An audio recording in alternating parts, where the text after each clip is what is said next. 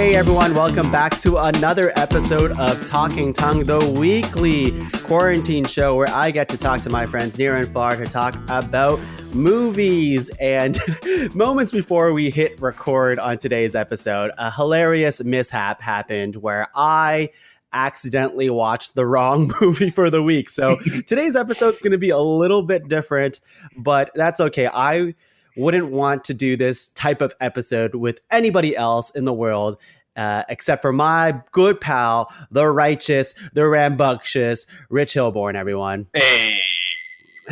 Rich, hello. Hello. How's it going? How you doing? It's going good for me. I'm very excited to see what happens with this week's episode. Yeah. Oh, by the way, happy 5th anniversary. Oh, thank you. That's a 5th anniversary of Laura and I, for the people at home that don't know. Not the Pod Cavern's 5th anniversary. Certainly not Rich's and I's 5th anniversary. Although I'm not sure how long we've known each other now. I think close. I think it's like close to that. You know what, Rich? Happy 5-year anniversary to us. Happy anniversary, Tom. I didn't get you anything. I didn't get you anything either, except for, the wrong movie to watch. But Rich, before we get into all of that stuff, of course, let us talk about who you are. And because some people, you're a Pod Cavern regular, I'd say. You've popped up in several episodes of Ranked, and, you've been around, let's just say that. But you've never actually been on Talking Tongue. So can you introduce yourself and, how you've been dealing with the pandemic? Sure. Hi, everybody. My name's Rich. I'm living in Ottawa, originally from Woodstock, Ontario, where we have a statue of a cow on our main street. It's very true. It's called the Springbank Snow Countess. And it's a very lovely statue of a cow. I've been doing all right during the pandemic. The first thing, like when I originally knew that I was going to leave work, the first thing I did was I bought a ukulele because I was just like, I'm going to learn a skill. And then, I've just been playing that sometimes and learning how to play the ukulele, which has been fun. How because this is great, Rich, because a lot of people were like, oh my God, we have 3 weeks staying at home, which, turned out to be several months, still ongoing. Everyone was like, oh, I'm going to learn how to play guitar. I'm going to do the piano. I'm going to learn like all of these musical instruments. And I would say none of my friends, none of them except for you have actually followed through with it. So would you say you're practicing every day? Are you getting a lot better? What kind of things? I have a thing on my board that says that I should be practicing 20 minutes every single day. I am not the best at that, but I try to practice whenever I remember to do it. The main thing I do is I just try to learn songs. I learned how to play. The one thing is that I haven't started memorizing the songs though. I just learned how to play them, and then I just play them, and then I'm just okay, to the recesses of my brain, and never remember it again. But no, it's been going good. It's been going well. It gives me something to do when I'm just have nothing to do, because I can't go outside or do anything like that. So. Well, you've been keeping busy with other things other than ukulele. You've been doing as much online improv as you can. Yes. And other things. Can you tell me a little bit more about that? Yeah, I did a bunch of classes online. As soon as the pandemic started, I just basically signed up for a bunch of classes because I was just okay, I have this much time. I need to go learn something, just so I can, just so I don't get too bored or lonely or anything like that. So I'm just gonna go and take a bunch of classes. Also, I do now, months later, I started doing this online show called The Maestro, which is very fun, which is a competitive improv show. But it's not really competitive. The game of the show is that it's competitive. But it's improv competitive where it doesn't matter. You're there to have fun, right? The prize at the end is $5. So there is a prize. Wow. There's a prize, but I mean, I don't think we've actually sent $5 to anybody yet. It's a sham. It's a sham. It's digital. it doesn't matter. It's Everybody's college. expecting $5, and here you are withholding that $5 to If everybody. if anyone who has won comes to me and is in my general vicinity, I will give them $5. Okay, fair enough. You heard it here, everyone. If you're part of the maestro, remember you have to ask Rich for the $5. Otherwise, he will not give it to you. And you have to be like in my vicinity. Like, I'm not gonna mail you $5. No, no, no. He's not It's going not to gonna cost e-transfer more you than $5. $5. Yeah, you come to him for the $5. He won't even drive to you. No, I don't have a car. There you go. Even better. He won't even bus to you. He No, doesn't have a car. You come to him for the $5. And you must come to me for $5 and then just like go on your way. I don't want to see yes, you again. and it will all be in nickels, and it won't be rolled. No, you have to trust that it's all there. Yeah, I'm not gonna exactly. stand there and watch you count. No, no, no. Nobody likes that. Everybody hates that type of person, right? Yeah. Uh, Rich, that's really great that you're keeping up with improv and stuff. Like, I would say my biggest struggle as an improviser, I was gonna say former improviser, but that's not true. Is that I still teach at the Making Box Theater in Guelph, but that's with an asterisk. I actually haven't taught a class in a little while because the interest for online improv is so all over the place, right? Yeah. Like I think everybody can agree that several months into it, online improv is definitely not the same as in-person improv for the performer or for the audience, right? So like the appetite for people to absorb comedy in that fashion or to perform comedy in that fashion is complicated and difficult, where as myself, like I want to perform, and then other times I feel like I just want to like turtle up a little bit, Yeah. like it's like not intentional. I love performing, but it's just that same, that feeling when you're on stage is not mimicked on online shows. And I sometimes, not always, but sometimes after performing an online show, feel even more sad. Yeah, It's weird. it's a very like the thing is that I would say the moment that you feel the same is like about the middle of the show. Like it's like the beginning is always like a little bit weird, but then when you get to Mhm. about the middle of the show, it's like okay, this hits the same. But then Right. it's like the ending is like it's like you don't have that after like oh wait, we just did a show, that was so much fun. It's just sort of like oh cool, like Yeah, we did a show. Thanks for having me, Rich, and then log off, right? And yeah, like and it's then go sit alone in the dark. sit alone in the dark and be like, well, I'm not getting my $5. So yeah, it's complicated. But that being said, Rich, I do commend you for continuing to push, improv, because improv has always been, at its best, spreading happiness to people, and I Hmm. think a lot of us need that right now. And even if like for myself who struggle with wanting to do things like that, and I'm not saying I'm not against it, because I definitely have performed online improv, and sometimes I'm like, fuck it, I'm gonna perform anyways. Yeah. I really appreciate that you're still able to put out shows out there, because we need that right now, I think. Yeah, and it's honestly it's been fun. Like it's Yeah. like the Maestro is always like a really fun show. Like just because you get to do like a bunch of stuff that you wouldn't.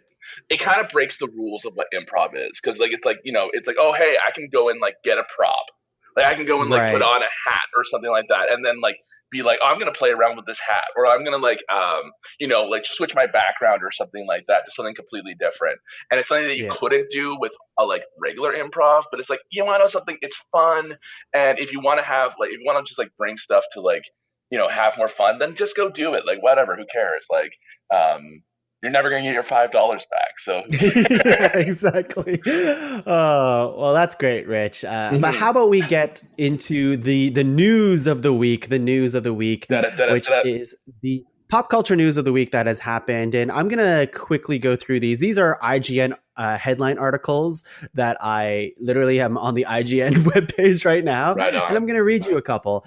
Rich, I used to even back then, I was gonna say a couple like for a little while, I would write down blurbs about the articles and stuff. And over the last couple weeks, for some reason, I'm just like, fuck it, I'm just gonna read straight from the webpage and see what happens. So I these are all new for me. I used to do a radio show. Like I went to Yeah. college for radio. Like scoop for all your listeners. I used to do radio, and we used to have to do like news breaks. And like at the beginning, I was like, I'm gonna write things down. I'm gonna like be like so on the ball. And then by the end, I was just kind of like, let's see like what I can like I'd have like one good one, and then the rest of them I'd be like, I'm just gonna Yeah. like search on because it's like 4 o'clock in the morning, and like Yeah, it's you know what the thing is with especially with Talking Tongue, it's kind of like the whole purpose of the show is getting to connect with people that I haven't talked to in a long time, and yeah. then shooting the shit. So this is great.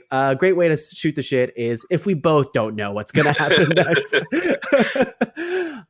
Okay, Rich. This I'm gonna start off on a little bit of a downer, but only because I didn't get to address it last week. So, this is a week old, but it still hits fresh, which is Jeopardy host Alex Trebek Hmm. has died. What are your thoughts on that, I guess? Did you grow up with Jeopardy? I did grow up with Jeopardy. The thing about it's so weird. Like Alex Trebek came to my elementary school, like in like way back when I was in elementary school, which is like what 25 years. I don't know. Wow. And so it's just like he's been like I've known no other host of Jeopardy. I like Jeopardy was like one of those shows that was always like on like it's like, oh hey, we don't have something to watch, we can go watch Jeopardy. It was so weird to find out that he had died. Um, Yeah. it's just like a bummer. Like it's just like oh like It is a bummer. And, I guess it didn't come out of nowhere, yeah. like we all knew he was battling cancer, and he made a public message saying, I'm Mhm. going to battle this thing, which is like super brave. And like, I love when people are like, yeah, let's take it on, let's fight it. And, Yeah. it is always sad when you see someone you admire and appreciate lose a battle to cancer, because cancer has taken so many wonderful people in this world too early, that kind of stuff. Hmm. And it's especially an icon like Alex Trebek, who was huge Canadian icon, but not just that, he was kind of beloved by everybody around the Yeah. world. And Jeopardy is one of the all-time classics of game shows. It'll never be the same now. No, and like apparently they're still showing episodes of Mhm. Jeopardy with Alex Trebek in them, so it's kind of like watching like a ghost doing Jeopardy, which is very like odd to me. Yeah, I mean, it's kind of like when Princess Leia shows up in Yeah. Star Wars, and you're like, wait a second. But not to say Alex Trebek is Princess Leia, Yeah. two separate people altogether. But yeah, it is sad news. But hopefully the show lives on, and all of the good stuff that he has done has inspired millions to do. He was always just such a force of good, which I Yeah. really really appreciated. Right? I really enjoyed this morning. I found out that the SNL YouTube page just put up all the celebrity Jeopardies on YouTube, and I was Oh, just like, I good. was like watching some of those, and I was like, oh yeah, I remember this like back in like the early 2000s or nine. I can't remember when it was on, but like it was just like, oh yeah, I remember because like also Sean Connery passed recently. Oh yeah, yeah, that's true. That's true. Yeah, weird year, weird year. Yeah, weird year. Let's bring it on a positive note, because I know Yeah. you're super pumped about this, which is I'm being a little sarcastic here. Vin Diesel will return for Bloodshot 2. Have Oh you? wow. Have I you never even seen Bloodshot 1. I don't even know. Did you watch that movie? I didn't watch the movie. I have read the comic that it's based off of, which is okay. It's not my. It's fine. Like, I didn't go see the first one. No.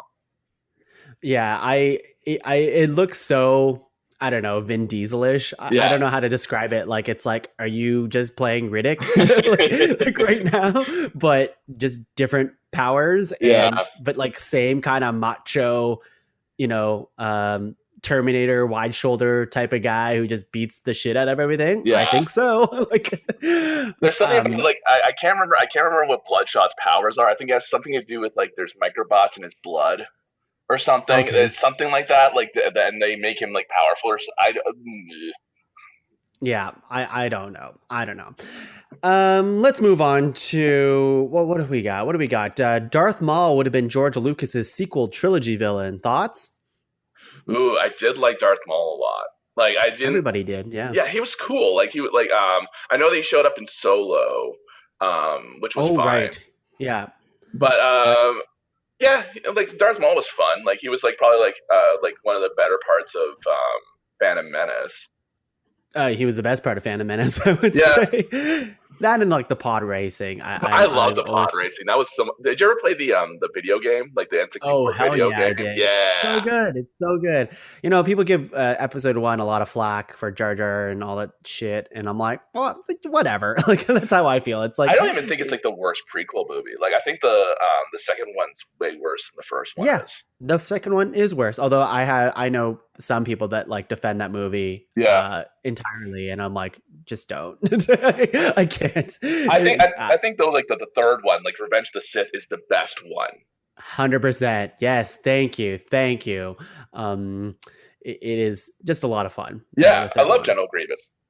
I wonder if people, because people hated the prequel trilogy, and Mm-hmm. I assume a lot of people do still to an extent, but you know what I read these days is like people hate the new trilogy, right? Yeah.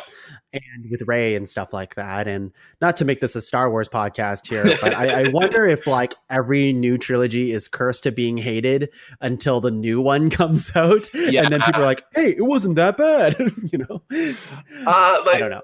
it's very weird to me because like also like, I have a lot of friends who didn't watch Star Wars when they were a kid, and Right. they can't watch the original trilogy like very easily. Like they're like it's like because like Mm. it, like especially like New Hope right at the beginning, it's very slow. Like it takes a bit to kind of like get up to like oh like we're gonna have like space battles and that kind of stuff because like a lot of it is C3PO and R2D2 like wandering through the desert and stuff. So like a lot, I've heard from a lot of people that they think the original trilogy is really boring, and then they're like, man, the prequels are just like jam packed with stuff the entire time, and I'm just like, I guess so. Yeah, it's true, but it's like politics and Yeah. space politics, and I'm like, I don't want to. I don't know. I don't really like space politics in my Star Wars movies. No. Anyways, Star Wars aside, let's talk about. I feel like fucking Zack Snyder always shows up in an episode of Talking Tongue every single week for some reason because the goddamn Snyder cut keeps being brought up. The headline is Zack Snyder has a plan for Justice League 2. And I'm like, they're going to make a Justice League 2? I'm not sure if that's like, I think it's more like if they let him make a Justice League 2, this is what would happen. Yeah. I just don't think, I don't know. I didn't even go like, see the original Justice League. Like I you haven't never seen. saw it? No, I wasn't like I wasn't just like I just wasn't really interested in it very much. I haven't really watched like a whole lot of like the new DC stuff since I saw the first Superman movie and I thought it was Right. good, but then I didn't go see this like I didn't go see like Batman v Superman or I saw Aquaman and I liked Aquaman. I like Shazam, but like it's just like I don't know. It's like yeah, I don't know. It's maybe I'm just like getting like burnt out on superhero movies finally. That's really funny. I mean, like I've talked to a couple people about that, and I'm like, that is a very fair thing to say. And then I remind them that we haven't really had a superhero movie this year, so We it's haven't. and that's actually a good thing. Oh, that's not true. Like I think Birds of Prey was this year, which was Oh, a I great love movie, Birds of Prey. That was a right? great movie. Um, but it's really funny to be like, people are like, I'm burnt out on Marvel. I'm like, well, good thing we literally have a break for 1 year Yeah, on it, right? Which is fair, which is fair. I think Um, I'm more. I'd be more interested in movies like Birds of Prey, which a little bit like break the formula a little bit. Like they're a little right. bit more like a little bit more fun and a little bit less like oh like justice and I don't know. I want to see Superman have fun. Like Superman can be Yeah. fun. He can be fun. I agree. I like Superman a lot and he gets a lot of shit, but he's Yeah. great. He's great. Just write him well, which is a hard thing to do, I guess. All right, Rich, what else do we got here? I think we can talk about how new consoles just dropped. PlayStation Yeah. 5, Xbox Series X. Any plans to buy those new things? I'm gonna buy like the thing is that like I was gonna go buy a PS5, but a lot of the games that are coming out for that are already coming out for PS4. So I'm just Mm-hmm. like I bought the new Spider-Man on my for my PlayStation 4, and I was like, man, this is like as soon as there's a game that's like it doesn't come out for my PlayStation 4, like I'm probably gonna buy like a PlayStation 5 around the time that the next God of War comes out. That's exactly how I feel. Yeah. Because I get it. I get it because I was one of the people who like lined up for a Wii, which was Yeah. like amazing back in the day. But that was like a new console experience, right? Where the PlayStation 5 and Xbox Series X to me feels like, why are people buying these new consoles when all of the games, except for like two or three, can already be played on the existing consoles, right? It's true. It's I get that you want the new shiny thing, but even still, like I was reading up on like both consoles are really powerful, really great, and there's no games to play on it that's Yeah. new. I've And also heard they have like a lot of bugs. Like I think I heard like the exactly, yeah. Xbox Series X has like caught on fire a few times. Like a few of them caught on Oh, fire. And it's people are like trying to like charge their vapes through it, yeah, and like there's vape smoke coming out of the Xbox Series X. yeah, But even like the PlayStation, like I heard their new UI is like a fresh coat of paint, and then it makes it harder to do things that you're able to do on the PS4 very easily. yeah. Like it's just it. I mean, it's cool to have the new thing because the new controller looks really amazing, but Yeah. also like, is it worth it to deal with all this shit right now? Like, And it just seems crazy to me that and the reason why I bring this up is because on Amazon right now, the highest price that people are trying to sell or resell the PlayStation 5 is $2,000. that's crazy. That's And someone's going to try to buy it. well, and it's like wait, like I remember when the Switch came out originally, like people were doing the exact same thing, and then they just like made more, like, and they're probably gonna be like, my roommate bought a Switch like when it first came out, and then like a few months later they came out with a Switch Lite, like the one that's just handheld, and that's what I have. And it's just like Right. I don't know, Well, I think the Switch Lite came like a bit later than that, like yeah, a year I don't, later than yeah, something whatever. like It that, doesn't matter. yeah. But you're right. Yeah, it's just like if you wait a little bit, there'll be more. Like, And also, like, I mean, I don't know. I feel like it's like console wars now are just like it, like that. It's don't buy it just because you. If you want to play like an Xbox thing, that's fine. You want to play. The console wars in my mind are kind of over. It's just sort of like just buy whatever games you want. You know?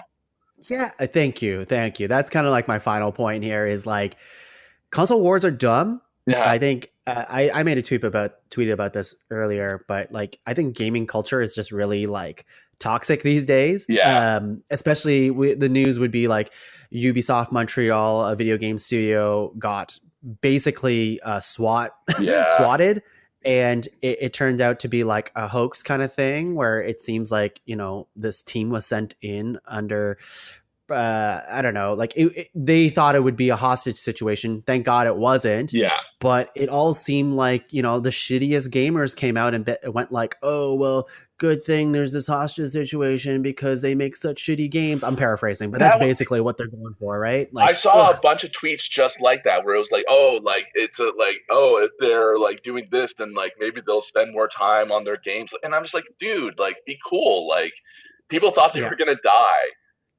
Yeah, exactly. It's just that type of behavior, the behavior of console wars, and it's just I love gaming. I've been a Hmm. gamer my entire life. I hate video game culture. Yeah.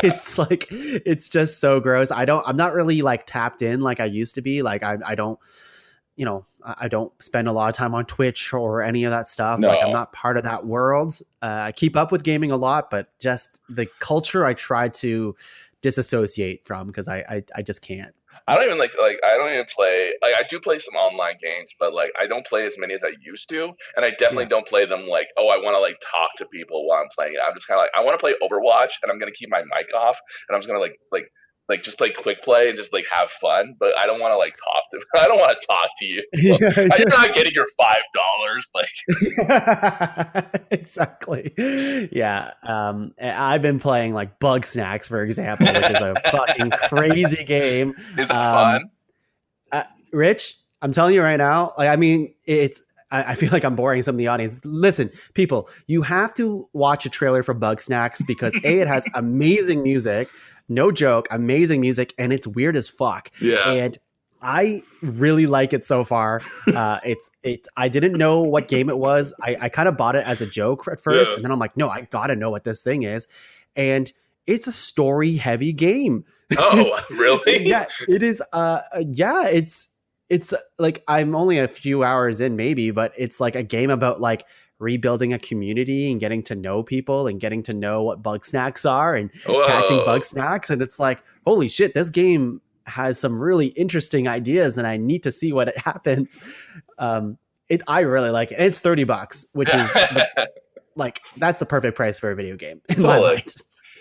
I bought the new Spider-Man, like I said. It was pretty expensive, but like, you know what, I was like, it's pretty fun. Like I'm enjoying like the new Spider-Man a lot. I can't wait to play it. I Yeah. really can't. Like I 64.99 is a bit much for me, but you know, Yeah. I I can't saved wait. up for it. That's good. That's good. With all that Best Buy money and all the money you save from the Maestro. Yeah. That's where all uh, you don't get your $5, I'm gonna keep it. I'm yeah, Spider-Man, man. exactly. All right, Rich. I have a few more, but you know what? I'd much rather talk about the movie of the week, Yeah. only because it's just a hilarious mix up, and I think this part of the show is going to take a little bit longer than it usually does, which is completely fine. So, Rich, can you explain what movie you chose and then what happened? So, I originally chose the movie Hot Fuzz. Statistically, Sanford is the safest village in the country. Now, this big city cop. You ever fired 2 guns whilst jumping through the air? No, You ever fired 1 gun whilst jumping through the air? no. Must learn Is it true that there is a place in a man's head that if you shoot it, it will blow up? how to think small. Because I just saw that like there's they just put the new Bond movies on Crave, and I saw that like Nick Frost and Simon Pegg have a new show on Amazon. I was like, oh man, I remember Hot Fuzz and I really liked it. So I wanted to watch. So I told Tuong, let's watch Hot Fuzz, and he saw that as Hot Rod. That's just a sample. Good luck. Don't worry, Denise. I've done this before.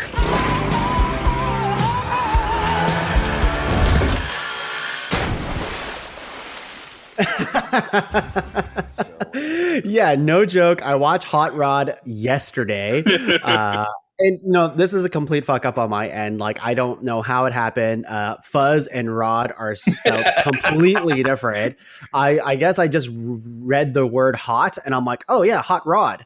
I can't wait to watch Hot Rod. Like your brain just was just like, I really want to watch Hot Rod. I'm just gonna make you believe that the other word's Rod instead of Fuzz. Yeah. It's 100%. And this is really funny because I don't have any memory of watching Hot Fuzz. I believe I watched it way back when. It's a 2007 movie. Yeah. And I can't remember a thing about it except that I believe I liked it. And you never watched Hot Rod, right? I haven't seen Hot Rod at all.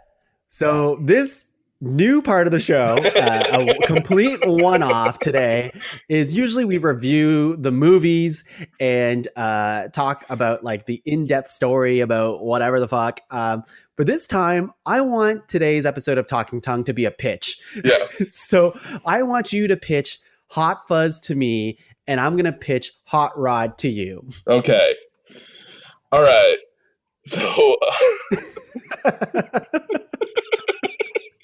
It's ridiculous. Hot Fuzz is a cop movie starring Simon Pegg and Nick Frost. Simon Pegg is like the hotshot cop from like London. Oh yeah, it's all English, so like it's like the first apparently English cop movie that's been made in a very very long time. And he's the hotshot new cop, and he's been sent to this like little village. If you've ever played the Untitled Goose Game, that's based off of like a scene from Hot Fuzz. It's Oh, yeah? yeah. It's a very small town, but then like a bunch of mysterious things start happening. Everyone in the town is named after like it's like Skinner and Hatchet and like so everyone's like really like violent names, and then a bunch of accidents start happening, and people start kind of going missing. And Simon Pegg's character, whose name is Angel, is like, "Oh, I think that like people are being murdered here," and everyone else is just like, "No, I think it's just a bunch of accidents. Accidents happen every day." But then it turns Right. out that like this group of older people who live in the town are causing all these murders and stuff, and are trying to like keep the town, create things that are the greater good, for this for this town, and it ends in a big shootout, and it's lots of fun. Interesting. So, man, I have so many questions about Hot Fuzz then. So, would you say it's high on the comedy of this is a comedy action Yeah. movie. So is it just like ridiculous humor kind of thing? Is it violent? Is it It's actually very witty. Like, there's a lot. Like the thing about whenever I go to see I haven't seen Hot Fuzz like a lot of times, but I think it's like one of my favorite like comedy movies. But I just don't like. I think it's because I don't watch it like a lot. There's just like a lot of like things that you just won't notice the first time around. You'll be watching the second time. You'll be like, oh, I didn't even notice that. It's very witty. But then there's also like a lot of like over the top violence and stuff, because like it's like at the end there's like this big shootout, but everyone on like it's like Nick Frost and Simon Pegg versus like a bunch of people who are like rather old or don't look like they'd be action people at all. So okay. So it's like kind of like it's satire, right? It's satire based on like I guess it would be like the buddy cop genre of like does it do a spin on that, like the whole buddy cop stuff? Yeah, and then they also bring up a lot of references to movies like Bad Bloods 2 and that kind of stuff. So it's like sort of like it's a bunch of different movies all kind of crammed together. Like there's the buddy cop stuff, there's like murder mystery, there's like a whodunit, like it's a bunch of different styles of movies all like kind of shoved together. But it's very fun, and I would it's one of my favorite comedy movies. Wow. This movie was directed by Edgar Wright, which I didn't know. For those of you who don't know, also did Shaun of the Dead, Scott Pilgrim, Ant-Man. Or wait, did he do it? No, he didn't do Ant-Man. No, I think he was going to. He was supposed to do Ant-Man. Baby Driver he did. Yeah. Yeah, that's really, man, I should have watched this movie. I feel ridiculous, but I definitely will watch it and report back to you. Okay, Rich. sounds good. I guess, do you have I mean, unless you think it's a big spoilers for me, do you have any favorite moments of Hot Fuzz that you want to shout out? There's a very fun scene really, really early on where Simon Pegg's character has been told he has to move, and he goes to like this crime scene, to go talk to his former girlfriend, who apparently is played by Kate Blanchett, but is not like yeah, she's just in the movie, but you don't get to see her at all. Like you see like her eyes, and then like the rest of her's like covered in like this medical suit. It's a really, really funny scene. I think that like a lot of there's just when Timothy Dalton's character shows up for the first time, that's like the funniest, and they're just like running next to each other, and he's like, "I'm a slasher, you have to catch me, I'm a slasher of prices," and it's just like, what? like he has so many funny lines where he's just like being the most suspicious guy ever, and it's just very funny and like very fun. So funny, fun, high action, lots of comedy. It sounds like it's pretty well written as well, and good parody. Damn, this sounds like a good movie. Also, there's a swan in it. There's a swan in it that inspired Untitled Goose Game.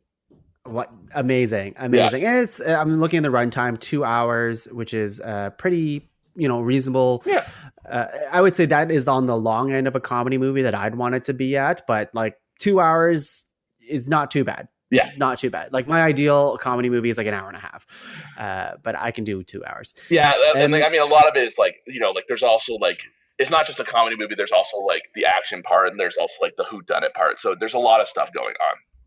So the whodunit stuff, like, do you think it's clever at all? Like, or is it like, can you see that stuff from like a mile away because it's parody? No, it's very well done. I kind of Okay. spoiled it, but like it's very, very well done. That's okay. Like I like the whodunit stuff is it's the journey that's more interesting Yeah. than actually who actually did it. So that's interesting.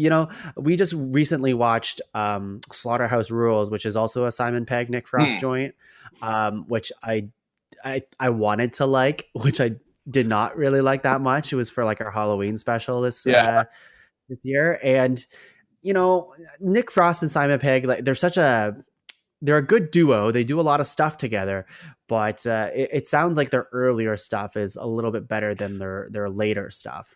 Well, I mean, I tried to watch. I recently was trying to watch their new show, Truth Seekers, on Amazon Prime, and it was Okay. fine, but it wasn't like I was just like, oh, okay. You're really playing up the whole like straight face, like you're trying to do everything like very, very like straight face, and it's like, okay, no, you have to like kind of like I don't know. It got too much of just like okay, like you're not responding to this like enough to make this funny to me. I don't know. Did you finish it, or do you just I watched a like few episodes and I was just kind of like I'm good. Maybe I'll come back to it at some point.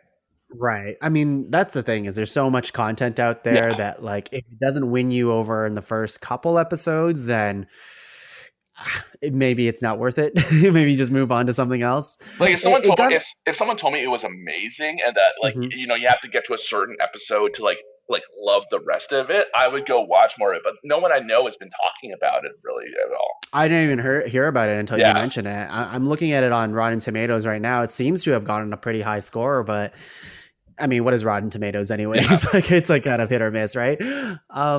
Okay, cool. Well, thank you for watching Hot Fuzz this week, Rich. I'm really happy you did that. And I'm going to tell you about Hot Rods. Rich, let me tell you. Andy Samberg movie, right? Yeah. This is, I mean, I'm not sure how you feel about Andy Samberg and like the Lonely Island type stuff. How much do you know about Hot Rod? I just remember I remember the commercial. I remember like this line from the commercial where it's like, "I'm somebody and I love to party" or something like that. Like I don't.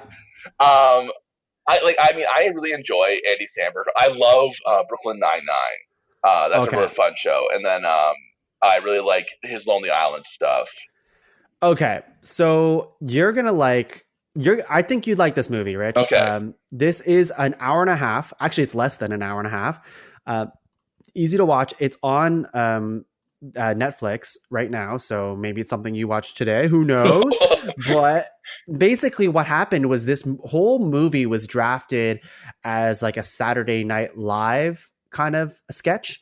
And it was supposed to be for Will Ferrell as the main character, but it never actually ended up happening. So Lauren Michaels, head honcho at SNL, wanted to let The Lonely Island do it because, The Lonely Island at that time, 2007, ironically the same year as Hot Fuzz. So maybe,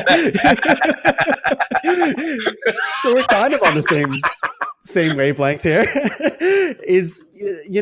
They let The Lonely Island kind of take off with it because they were doing such big moves back in the day, I guess. Like The Lonely Island was doing a lot of SNL skits kind of things, and they were doing like their own kind of weird one-off shots of basically, I'm not saying YouTube videos, but they were like short clips essentially because and they were really, really funny. So they're like, let's let The Lonely Island make a movie.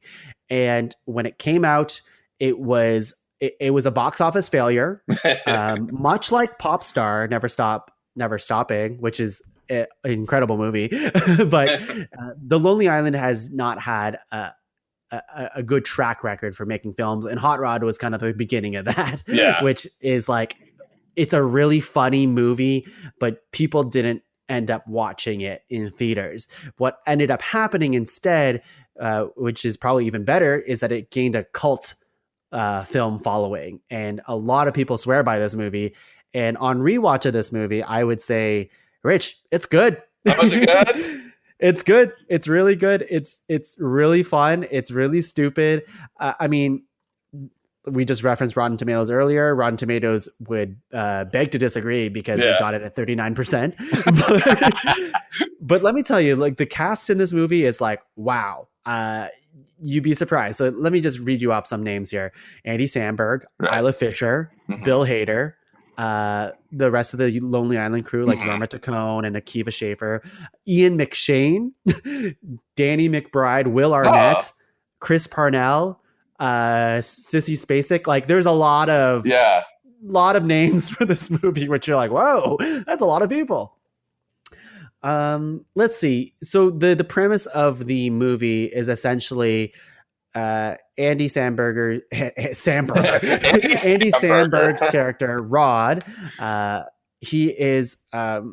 He wants to be essentially a stuntman, or he's believed himself as a stuntman forever, and he is not a really successful stuntman, but he does it anyways. Really pure of heart, but also super ridiculous. Kind of like a man-child type of situation where he hasn't really grown up, but he's doing all these ridiculous things. And his stepfather, Ian McShane, who always kicks Andy Samberg's ass in the movie, he ends up getting like, I want to say like a cancer, or he gets sick essentially, and he's about to die. And Andy Samberg's character is like, no, you can't die. I need to kick your ass, and I haven't done that.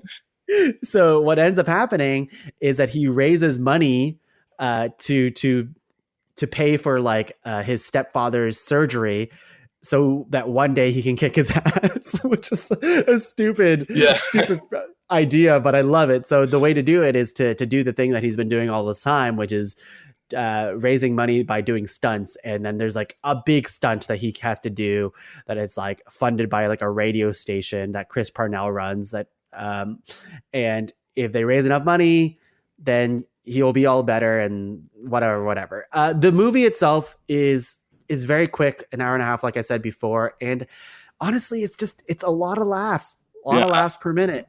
I think it's really great. Awesome. Well, I will definitely go and check that out and report back. Just like... Yeah, I still can't get over that we watched the wrong movies, I shouldn't say we. I did. It's so crazy to me that they came out in the exact same year. That's just really funny to me. Apparently, like, that year was also the year that, like, I was looking this up because I was curious. Ratatouille came out, and No Country for Old Men came out. Like, so it's like, oh yeah, 2007. That was a good year for movies, I guess. So how wild would it be if I ended up watching No Country for Old Men and I watched Ratatouille? Yeah, it's like, all right, today's movie, not Hot Fuzz, No Country for Old Men, and Ratatouille. That's our double feature today. I think a lot of this movie for Hot Rod, like, I want to talk more about it, but I think if by doing so, I would ruin some of the jokes that they make. Right. I think, especially during that era of 2007 or early, or I guess that would be the later 2000s. Like, that was still the time where comedy was weird. I mean, there was a lot of, and Hot Rod's not this, but like, I would say the way they treat women, the way they treat, like, it's kind of homophobic and that kind of stuff. Like, there's not really many aspects of that in this movie, which is good. Because, like, I forget what movie we watched, which was also around the same era for Talking Tongue, and it was just like chock full of like a "you're gay" joke kind of thing, which is like, I always like how the Lonely Island's humor is a little bit better than that, I guess. Yeah, totally. It's stupid. Like, they do stupid stuff, but it's better than that. So I just remember that one thing, that what you say. Do you remember that? Yes. What you say? That was so funny. Shot. It's when they get shot a bunch of times. Yeah. And it's based off Orange County. Yeah, exactly. Was it Orange County? Is that the? OC, the OC. Yes, the OC. That's it. Yeah, it's for Orange County, doesn't it? Probably. You're probably right. I've never watched it. I think I watched like 2 episodes of it, like, back in the day, but like back in the day of 2007. Yeah. Man, we're dating ourselves here. I think that would have been around the same. I would have been like, I think I watched that with my college friends, and I would have just graduated from. I would have graduated from high school in 2005. So yeah, it probably would have been around 2007 that Orange County was on TV. Right. That's a good sketch. And I'm kind of like in my mind backtracking to all of the good sketches and that Lonely Island has had, and it just really like they've had such a good career. You know, those three. I can't even think of like another trio comedy group that's been together as long as these guys. I mean, like, unless we're going to go back to like Three Stooges, like. Right. I guess Lonely Island's not Three Stooges level because like Andy Samberg has a very successful career outside of the Lonely Island. And I know the other two do more behind the camera work rather than acting stuff. So I really like this movie, Rich. I think you should watch it. Okay. I really liked my movie and I think that you should watch it, Tom. Yeah, okay. Sounds good. All right. Well, before we end the show today, Rich, because we can't go into too much detail about the rest of our films that we've got today, more of a pitch today, how would you rate your movie without spoiling it? How would I rate my movie without spoiling it? But I want you to rate it on a scale that's not 1 to 10. I want you to rate it on an arbitrary scale that only makes sense if you watch Hot Fuzz. Okay. All right. If I was going to rate this movie between going to the pub or going to the model village, okay, I would rate this going to the pub. Okay, I'm going to pretend I know what that means and that it's a positive thing. Okay, here's one that will go over your head here. On a scale from 1 to 15 bus jumps, I would rate it, let's see, 12 cool beans. I don't know what that means. But you're about to. You're about to. You're going to message me later and be like, oh, cool beans. Yeah. Anyways. Well, Rich, this was lovely. Thanks for coming on Talking Tongue today. Yeah, thank you for inviting me. Thank you for this very fun, awkward. I can't believe we did this. Okay. No. We can't say that we did this. I will take full responsibility as host of the show. I should have paid attention to what you wrote in the chat. Oh, that's funny. But you know what? Fun nonetheless. I'm glad. This is like something that would happen, and I love it. That's so much fun. I would say it's the best case scenario. Really, is we have a lot of guests on Talking Tongue, and sometimes I don't have the same rapport, even though I like all my guests that come on Talking Tongue. I would be ultra embarrassed if it happened to one guest over another. And with you, I'm like, fuck it. Like, it doesn't matter. This is the best case person who I'd want to do this fuck up with. So, but yes, thanks again, Rich. And you know what? Now is the time for you to plug anything that's going on in your life that you want to plug. Sure. If you want to check out It's All Super on Facebook, that's my improv producing place. So that's where you can find out about the Maestro, or if I'm doing any other shows. You can also check me out on Instagram at Rich Hilborn. Wait, where is that? Rich and Crispy. I think it might be Rich and Crispy. What's my Instagram name? I know this. No, I don't. Isn't your Instagram Cool Beans Bus Jump 29 something? It's Rich and Crispy, so Rich and Crispy. And you can watch me. I wear a lot of onesies and play my ukulele, and sometimes do both at the same time. So if you want to check me out on that and see that, that'd be where you go. Amazing. Thank you, Rich. And for myself, you can find the rest of the shows in the Pod Cavern at www.podcavern.com. There's plenty to check out. Just a note for our listeners at home, Talking Tongue is going to take 1 week off to prepare for Ranked's 100th episode. So, because this show has turned into a weekly episode instead of a monthly I don't know if people remember, but Talking Tongue used to be just a monthly thing, much more manageable. It turned into a weekly thing because I was like, oh, yeah, I can do a weekly show in the span of the pandemic. Yeah. For sure. That's easy to handle. It lasted way longer than I thought it would. So it's I feasibly, just to prepare for the Ranked 100th episode, I'm going to take 1 week off. But that's okay. You know why? Because secretly, I did this on purpose. We gave you 2 movies to watch There for you this go. episode of Talking Tongue. So this week, watch Hot Fuzz. Next week, watch Hot Rod. And then when we're back, we'll start on some Christmas shit, probably. What a weird movie to go from like Halloween. Like, what a weird couple of movies to go from Halloween to Christmas with. Right? Yes, we do what we want on this. All right, Rich, before we go, of course, we got to hear your famous catchphrase, so let's hear it. You know what the train said, let's keep trucking. Oh, yeah. See you guys in 2 weeks. Bye, everyone. Later, skaters.